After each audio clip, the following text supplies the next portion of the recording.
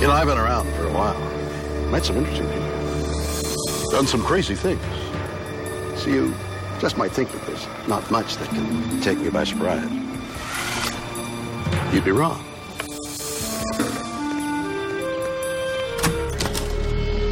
The world is full of stories, science and things that amaze and confound me. Every single day, incredible mysteries that keep me awake at night. Some I can answer. Others just defy logic. Do monsters exist? In West Virginia, a town is terrorized by a 7-foot winged demon. Did it cause the death of 46 people? It had 2 huge black wings and no head, no arms. In Newfoundland, a macabre creature washes up on a local beach. Are our oceans concealing a megabeast? It was nothing that either of us had ever seen or could imagine. And in New Delhi, thousands are attacked by a metal-clawed monster. Was it a man or a beast? People ran off in absolute panic. They just were fleeing from the scene. Yeah. It's a weird world, and I love it.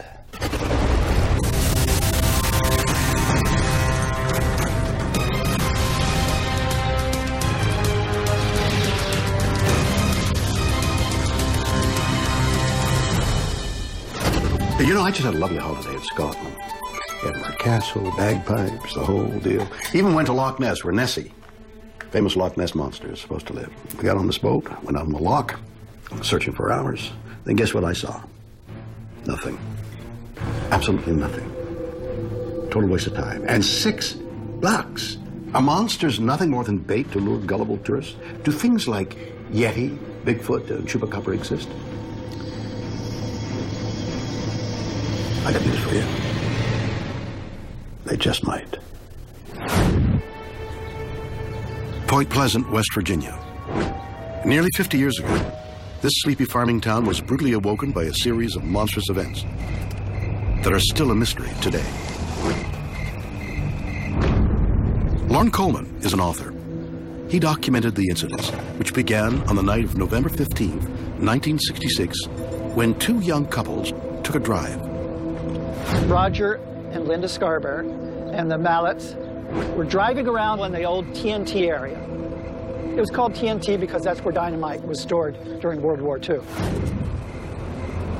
Secluded and dark, TNT was also a well-known lover's lane. But instead of fun, the 4 teenagers are about to encounter a living nightmare. All of a sudden, they see this creature. 6 feet tall, and it's coming to them. It's having glowing red eyes in its chest, which are reflecting the headlights. It had 2 huge black wings, no head, no arms. All of a sudden, it goes into the air and starts flying. They started racing back to Point Pleasant, and the creature was in back of the car. Really, they felt it almost was touching both sides of the highway. Reaching speeds of 100 miles an hour, the chase continues until finally the creature disappears. Was there something unpleasant in Point Pleasant? The next day, they come back out there and they see it flying overhead. So all of a sudden, you get more and more kind of word of mouth in the town that this creature's been around, people are seeing it. The newspapers hadn't even caught on to the reports yet. So the next day, you have Marcella Bennett saying she's going over to one of her relatives' houses, which it's a bunch of houses right along the road that leads to the TNT. She gets close to the house and all of a sudden on the roof of the house sees the Mothman. She's carrying her baby in her arms and falls on the baby out of terror and fright. Gets up, races off, and they tell the police too. What occurs, however, is that it's then that it gets into the newspaper and all of a sudden you had within, a few weeks, 200 people saying that they'd seen the Mothman. This remarkable story sends shockwaves through the town. The media calls the creature the Mothman. Local resident Faye Laporte was 14 years old at the time. 3 days after the first sighting, she decided to visit the scene for herself. That's the road over there that we drove down, me and my brother, to come out here to try to find the so-called Mothman we heard about. My brother said, well, I'm just going to see if I can find it and prove that it's just somebody in a Halloween costume or something on wires or something. As we got to the area, my brother kept looking past me to the window. I said, well, what is it? What are you looking at? You know, he said, well, don't look right now. He said, but there's something beside the car there by the window. It had the features of a bird combined with a human. We were really scared, and I was begging and crying for my brother to go ahead and let's get out here. And that's when I finally saw it open up its wings and just flew off in the sky so pretty. It was gone. For the next year, the Mothman terrorized the people of Point Pleasant. We were going up the road here, and we looked around the thing, on the curve there, and we thought it was a car light. So we stopped the car, and the thing came over top of the car. Well, I just think it's something supernatural we can't explain, something like that. I know I can't explain it, that's for sure. They wonder where it will all end. 13 months after the first sighting, they get their answer. The Silver Bridge between West Virginia and Ohio, starting at Point Pleasant, collapsed on December 15th, 1967. 67 people fell into the water of the Ohio River. 46 died, and 2 bodies never were even found. There's seemingly no apparent reason for this horrific tragedy. Then comes a terrifying report. The night before the disaster, the Mothman was seen hanging from the Silver Bridge. And people were scared. They were so scared they didn't want to talk about the bridge. They didn't want to talk about Mothman. They didn't want to talk about anything. This town became quiet. And everybody for a long time said that nobody talked. And you still have people that won't talk about the bridge collapse today. The Mothman was never seen again. For 45 years, this incredible story has baffled experts. But some believe recent evidence could finally explain the mystery of the Mothman. Joe Nickell is a paranormal investigator with Skeptical Inquirer Science magazine. We human beings misperceive all the time. People say, I know what I saw. Actually, they know what they think they saw. Joe believes the Mothman wasn't quite the monstrous beast it was made out to be. I believe the barred owl is the creature that most clearly fits the bill. Was the Mothman simply an owl? Nickell thinks the answer lies in Linda Scarberry's first descriptions back in 1966. Her original description of Mothman is of a very large, winged creature. She said it had no neck, virtually no real head, just eyes, very large eyes, round and shining like a bicycle reflector. In the owl family, there are different degrees of what's called eye shine. Among the most potent is that of the barred owl, which has a deep crimson eye shine. It's a large owl with big wingspan. It would look like just eyes set at the top of a body with wings up. It flies in a silent moth-like flight. It has pretty much exactly the characteristics of Mothman, the original sightings. But does Nichols' theory explain the height? Eyewitnesses reported a creature that was 6 or 7 feet tall. We know that people misperceive, and I'm quite confident that somebody looking and not knowing what it is at night quickly and maybe being frightened by it, I dare say I would misjudge the distance and therefore misjudge the height. Incredible, isn't it? Here we have an entire town in fear of their lives from something they can't explain, a creature 7 feet tall that can fly 100 miles an hour and maybe even bring down a bridge, and they blame it on this guy? Don't get me wrong, he's scary. If you're a field mouse, perhaps the real question here is, why did so many people think they saw a monster? And even blame it for the death of 46 people? Weird or what? A mysterious winged creature called the Mothman terrorizes a town in West Virginia. Is it proof that monsters exist? Jim Houran is a psychologist. He believes the Mothman can be explained by a phenomena called MPI. Mass psychogenic illness, or MPI, is a psychological term for an outbreak of mysterious illness that has no medical cause, but it's entirely in someone's head. before you know it, you have a contagion effect, whereby those social symptoms start spreading in a large group of people. Mass psychogenic illness tends to be associated with negatives because people oftentimes report and care about and give a lot of credence to dramatic things in the environment. And oftentimes, just from our evolutionary standpoint, those are dangerous things, negative things. Was Mothman the result of social contagion? Curran believes he can prove his theory by showing what might have happened in Point Pleasant. We're going to try to induce a mild case of mass psychogenic illness. I've selected a group of volunteers. I'm going to give them the suggestion that they're going to be visiting a very haunted place in the woods. We're going to take them out there and let their imaginations take over. What we should see, if my mass psychogenic illness is a plausible explanation for the Mothman sightings, is that we'll see a few people start having experiences, other people will notice that, and then we'll see an outbreak of similar symptoms, if that's what you want to call them, just due to social pressure. Was this fact? Was this fiction? Curran begins by telling the group he needs their help to solve a series of disturbing paranormal incidents reported in the area. As night falls, the group sets out into the woods. Everyone stop, please. Everyone fan out. They are told to turn off their flashlights. And stop. From this point, Take a moment. they can only be turned on when someone thinks they experience something paranormal. Just get your sense of bearing. In just minutes, flashlights come on, and reports of paranormal activity flood in. Horn believes the flashlights act as social cues, which influence the other members of the group.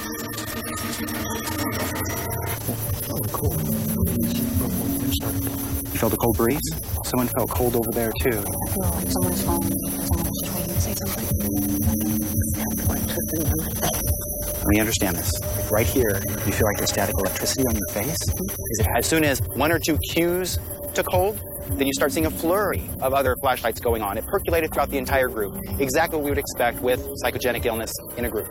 Tonight's experiments were very impressive because it kind of confirmed what I think happened with the Mothman. That is, we had the right type of people in the right type of environment, an environment that was spooky, full of context, exactly the same kind of environment that the Mothman experiences happened, and a little bit of suggestion caused a flurry, an outbreak of experiences that otherwise wouldn't have happened. Was the Mothman all in the minds of his victims? And does this explain what eyewitnesses like Faye Laporte saw? Ken Gerhardt is a professional monster hunter. He believes the best way to solve the Mothman mystery is to hunt it down himself. For the past decades, I have gone out and searched for hard physical evidence that we share our world with creatures, legendary beasts, things that have not been classified or verified by scientists. Mothman is a monster in the truest sense of the word. I mean, here you have a creature that doesn't match the description of anything we know about in the natural world. Something that seemingly stepped right out of a science fiction movie. Gerhardt has come to the McClintic Wildlife Reserve, close to where the Mothman was first sighted.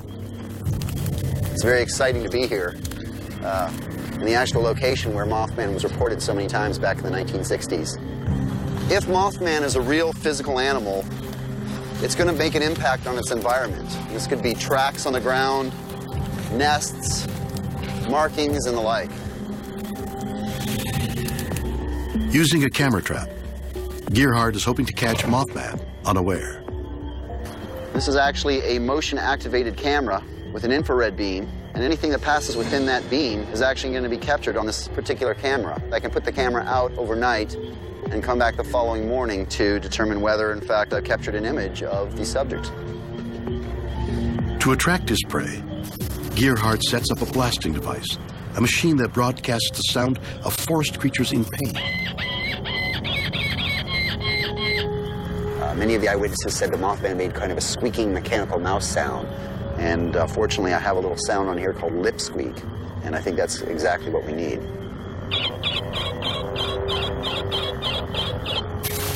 Did you hear that? Something moving around there in the brush. I don't know what it was, but basically that last sound definitely evoked some type of response or reaction.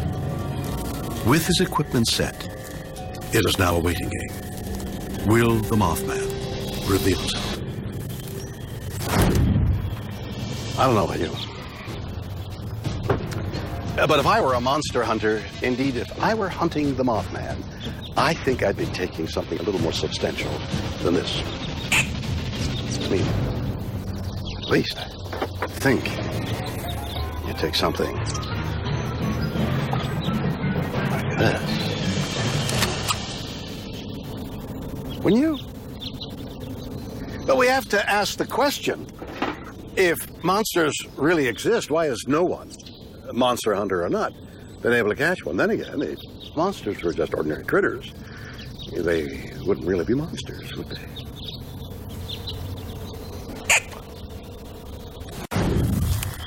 Returning the next day, monster hunter Ken Gerhardt checks to see if he's found evidence of the Mothman.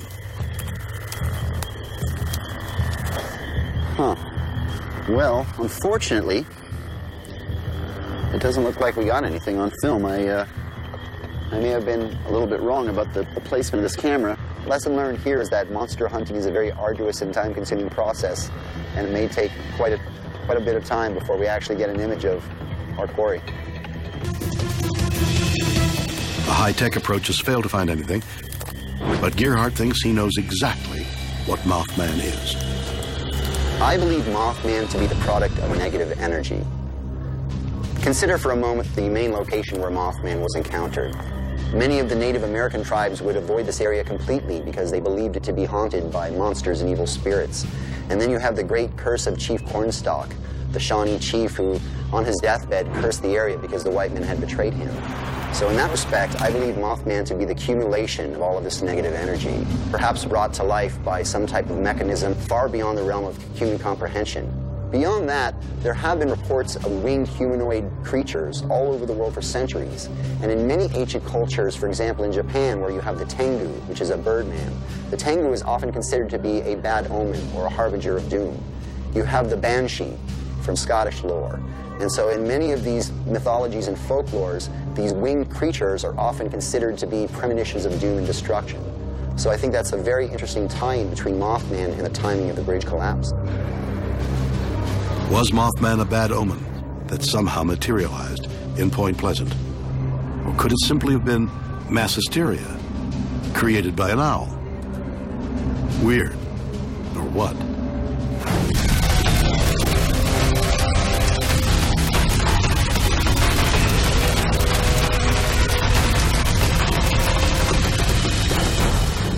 A fisherman finds a giant, unidentifiable creature on a beach in Newfoundland. It was nothing that either of us had ever seen or could imagine. Are monsters lurking in the deep? Ah, hey, whoa. You know, I used to love fishing. Nothing better than the thrill of landing a big one, the ultimate challenge between man and beast. But every now and then you catch something you're not expecting. Strange things that make you wonder, what is living in the depths of our oceans? I don't know. In 2001, Gary Stenson was working as a fisheries officer in Newfoundland, Canada, when he received the strangest phone call of his career. Got a call from a fisherman. He was telling me about a creature on the beach that had washed up. He started to describe it to me, and it sounded unlike anything that I had encountered. Mystified, Gary decides to meet the fisherman and investigate the strange sighting. It's a very isolated area, and as we came up to it, we saw this large creature laying on the beach itself. I've never seen anything that looked like this. The whole thing was tapering to the tail end, and once it got to the tail end, it just broke off. We had thought that it might be something like a giant squid, which we do have here, but there are no tentacles that look like that. It didn't also look like a whale or a shark, which it could be. There was nothing that looked like a head. There was nothing that looked like any sort of structures that we could identify it. In over 20 years as a fisheries officer, Gary thought he had seen it all. Until now. I've worked on a lot of whales, and I've worked on a lot of seals, and even some sharks that have come ashore, but this creature was nothing like that. And there was nothing that we could tell where it came from. From a distance, it had what looked like hair standing up all over it. It was about 5.5 meters long, about 2 meters wide, and about 1 meter high in the middle of it. There were a number of lobes. They looked almost like short arms with notches in between. It smelled a lot like rotting tissue. It was pretty heavy. We tried pushing on it. It was solid. It was nothing that we could move. So what we did was we took our knives and we tried to cut up and cut into the tissue. As they cut into the carcass, they made a bizarre discovery. The exterior of it was very hard. It's quite tough, but there's no sign of any organs. If it was a shark, there'd be cartilage, but there was no cartilage. So we looked for bone. If it was a whale, there'd be some bone in it, but none of this either. We spent a lot of time trying to decide what we thought it might be. Of course, as a scientist, you're very curious. And in fact, that's a sign of a good scientist to me is somebody who's curious about what they see.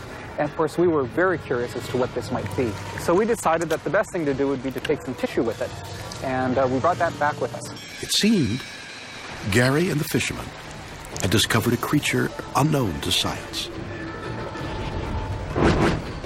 It was nothing that either of us had ever seen or could imagine. It's not impossible that there's something out there that we haven't seen before that's lurking in the depths. A giant creature washes up in Newfoundland. Was it an unknown species or a monster from the deep? And if there was one, could there be others? Remarkably, the answer is yes. It's incredible. In the last century, giant weird blobs of, I don't know what. They've been washing up all over the planet. Are they something awful from the bowels of ships? I hope not. In fact, they're so hard to identify that the only name scientists could come up with is globsters. Part glob, part monster. Globster. Clever. But what the hell are they?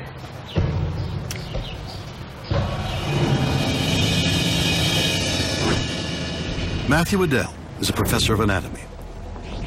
He believes the explanation is simple. It sounds like something very mysterious, something completely unknown to science. There are dozens of reports of globsters from around the world going back over a century. They're usually formless and they don't contain any bones. There's no evidence of a head or a tail or any limbs. They're just big, shapeless globs of flesh. But there's no evidence so far that they're anything other than dead whales. But if globsters are whales, how could tons of bones and internal organs be missing? Waddell thinks the answer lies in one of the strongest elements in nature, collagen, a protein found in whale skin. Collagen is similar to steel in terms of tensile strength, so it's one of the toughest substances known to man. If you feel the back of your heel, feel your Achilles tendon, that's a big rope of collagen the size of your finger. Now imagine something like that woven in overlapping belts around an animal 100 feet long, and you get some idea of the strength of whale skin. It's just incredible. Scientists think protective collagen allows whales to dive up to 2 miles below the surface of the ocean. Many submarines would crush before they got down to that depth. Collagen is their pressure suit when they dive and their armor against things like sharks that would try to take bites out of them. Waddell also believes collagen causes whales to decompose in a unique way. Decomposition for whales is an interesting process because whales are different from other animals in 2 ways mainly. The first is that they're so big, just their sheer scale influences how they decompose. The other thing is the skin of whales is unique in the animal kingdom. It's incredibly thick, it's incredibly strong. You can hang up the entire weight of a whale by a hook through its skin. When a whale dies, the skin doesn't fall apart the way that normal animal skin does. After death, scavengers rapidly devour the insides of a dead whale. But they leave the gristly collagen alone. And once animals have eaten their way into the body to get the good stuff, it's easy for the bones to slide right out and sink to the bottom of the ocean. The skin falls off like a sock off of a foot. And now you have a 100-foot-long tube of skin floating through the ocean. But many globsters have tentacles, strange arms, even hair. Can Waddell's theory explain these bizarre features? Imagine the gnarliest piece of gristle you've ever encountered that's 100 feet long and a foot thick. It lasts essentially forever. It's only broken up, really, by getting pounded on rocks and torn apart by waves. That sack of skin can float around in the ocean for months or maybe even years. It can rip, it can tear, it can shred into all kinds of interesting shapes. And the collagen actually frays, just like an old pair of pants. And those threads of collagen that stick out are usually pink or red, and they look like hair. Are globsters simply giant blobs of collagen floating around in a suit of whale skin? Or are they beasts from the deep? I love a good mystery as much as the next person, and I would love to think that there are giant unknown animals in the ocean. And there probably are, some new kinds of sharks and maybe even new species of whales, but there's no real sea monster. As much as I would like to believe that there is, I have to go where the evidence leads. And so far, all of the evidence that we have suggests that globsters are just the rotting skin of dead whales. Are globsters simply masses of mammal meat? Some believe they are proof of something far more terrifying. Dr. Hans Larsson is a paleontologist. He thinks globsters could be a living relic from our ancient past. The researchers who point to globsters and say they're nothing more than whales, they're probably right for most cases. But pretty much the entire ocean below 100 meters depth hasn't been explored. Some areas of the ocean are over 6 miles deep. Larsson believes that a terrifying creature could be lurking in the depths. The megalodon. Megalodon is a huge fish. It looks a lot like a great white shark, but it's much bigger. It is known as the Tyrannosaurus rex of the deep, a monster that terrorized the ocean for 25 million years, and the right size for a globster. This is a tiger shark, about 15 or so feet long. And look at the size of the teeth and the size of the mouth. So it's pretty impressive. I mean, this would be scary enough in the water should you be in front of it. But compare that to a megalodon, and this is an average sized tooth. It would absolutely be a monster. Most scientists believe this marine monster became extinct 1.5 million years ago. But remarkably, Larsson isn't so sure. Some people have suggested that the cooling of the ocean may have driven megalodon to extinction. I think we should be a little bit skeptical about that because all the other animals in the ocean survive quite well. And if that whole ecosystem could survive the global cooling of the oceans and the ice ages, why not megalodon? Could science be wrong? Do giant killers lurk in our oceans? Are they monsters of the deep or just globs of super strength blubber?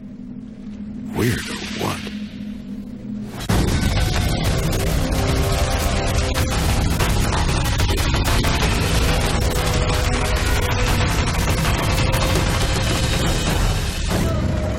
In India, a rampaging man-beast causes widespread panic in the nation's capital. They scream and cry and run off. You know, it is absolute panic. Are scientists creating man-made monsters? You know, when it comes to trying to prove there's no such thing as monsters, there's one big problem.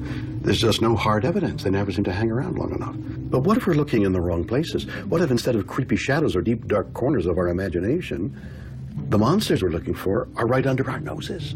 What if we're the ones creating them? Sanal Indamaruku is a journalist.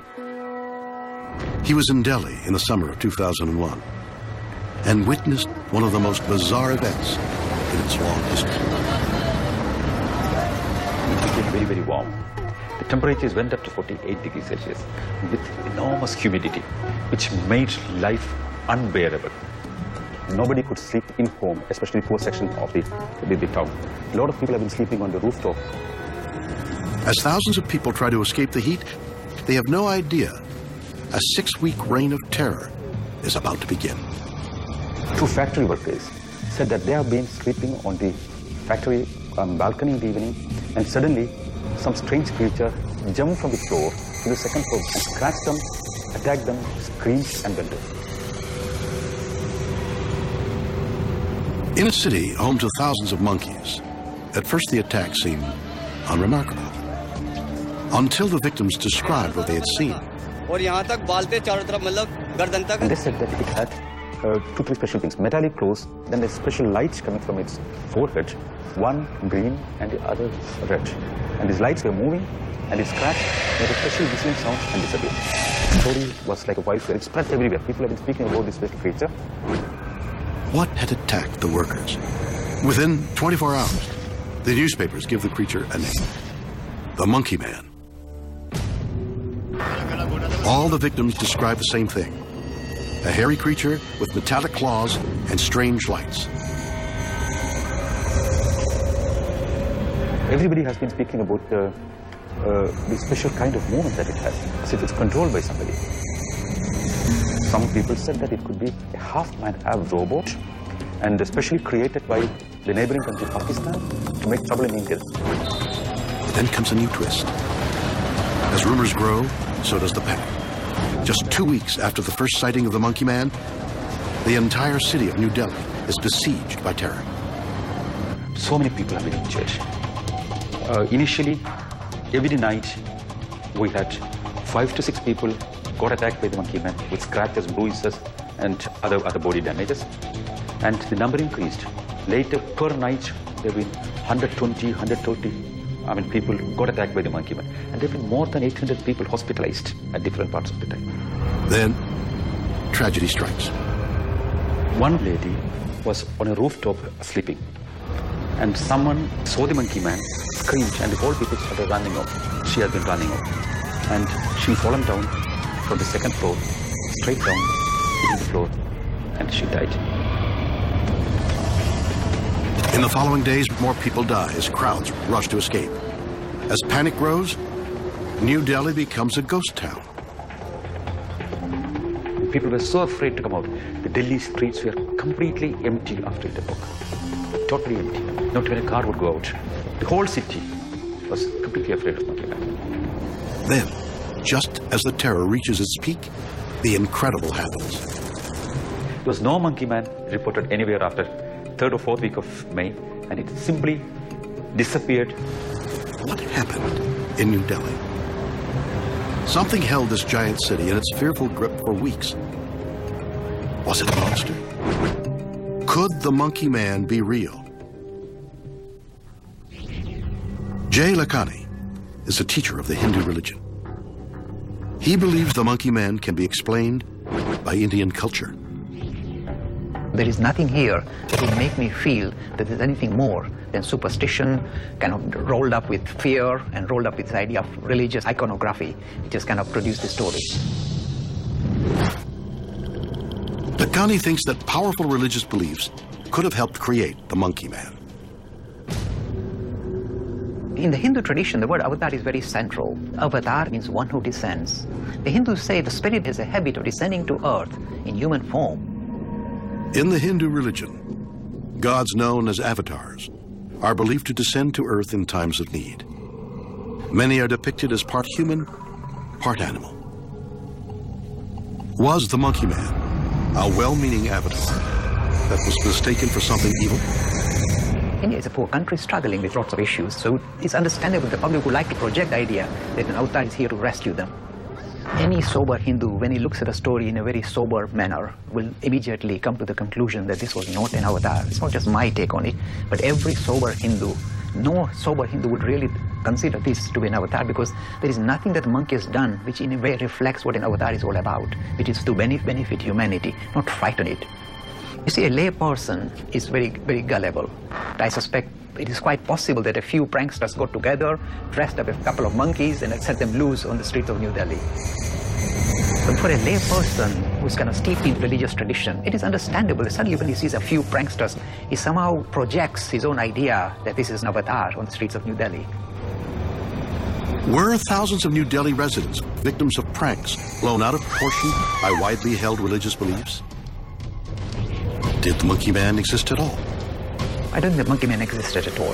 I think all these things combined with a few real monkeys kind of jumping about and perhaps some pranksters getting onto the act is the reason why we have got this story developing in India as an avatar coming down to earth. So is that the end of this mystery? Maybe not. Could Monkey Man be a product of the human imagination in a different way? Not a religiously inspired delusion, but a manifestation of the dark side of science. Recently declassified documents hint at some kind of twisted Soviet genetic experiment. Was the Monkey Man a secret weapon that escaped the evil lab of a mad scientist that spawned him? Is that weird? Or what? In New Delhi, thousands of people claim to have been attacked by a metal-clawed monster known as the Monkey Man. Was it simply mass hysteria? Or religious superstition? Scott Marlowe is a cryptozoologist with a remarkable theory. I believe monsters exist. They may not necessarily be the Saturday or Friday night movie version of the monsters that terrify us on the silver screen, but there are things out there that go bump in the night that are terrifying, to say the least. When I first heard the story of India's monkey man, I was pretty certain I knew exactly what it was. Marlowe's theory is controversial and alarming. He thinks the monkey man is a real-life monster created by us.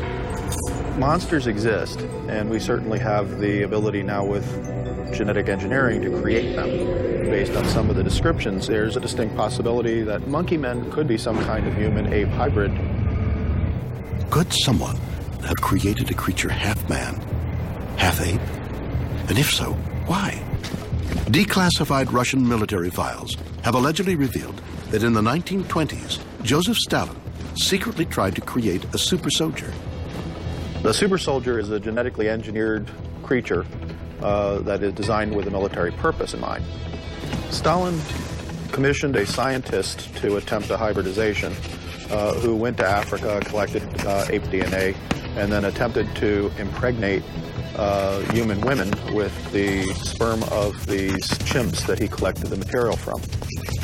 They were trying to create a soldier that had superhuman strength. They wanted the strength of an ape, which is known to be about 7 times that of a human, with the intelligence of a human. Incredibly, Marlowe believes Stalin wasn't the only one who was messing with nature. Not to be outdone by the Russians, we attempted to do the same thing. The attempt was not successful by all accounts, but a lot of that had to do with the lack of knowledge on the genetics. Today, it could probably be done. Are scientists using modern technology to create super soldiers from humans and apes? Could this explain the monkey man? Some of the evidence that the monkey man is a human-ape hybrid could be that they are frequently reported wearing some sort of helmet or flashing lights and that kind of thing, which would probably be some sort of communications device. The most alarming feature that's reported are metal claws. That seems more of a military weapon. If such experimentation were going on and these creatures were intelligent enough, as presumably they would be, to escape from the facility that was creating them, they could certainly account for the monkey men. Was the monkey man an escaped super soldier? And why, in an age of predator drones and nuclear bombs, would India need one? Creating a super soldier using hybridization genetics would probably be a good solution for a country like India, where, yeah, they belong to the nuclear club, but it's not a very popular solution to solving one's problems as a country. A super soldier might be engineered for stealth purposes. They could pursue this type of a thing, especially since in India, monkeys and apes running around are not at all unusual. They could infiltrate, they could blend in, they could perform a number of different things in terms of intelligence gathering or otherwise performing some sort of military function without going detected. Was a hybrid man-ape let loose on the streets of New Delhi? Are we creating man-made monsters? Weird, or what? Join me again next time for more stories that will undoubtedly be weird or what?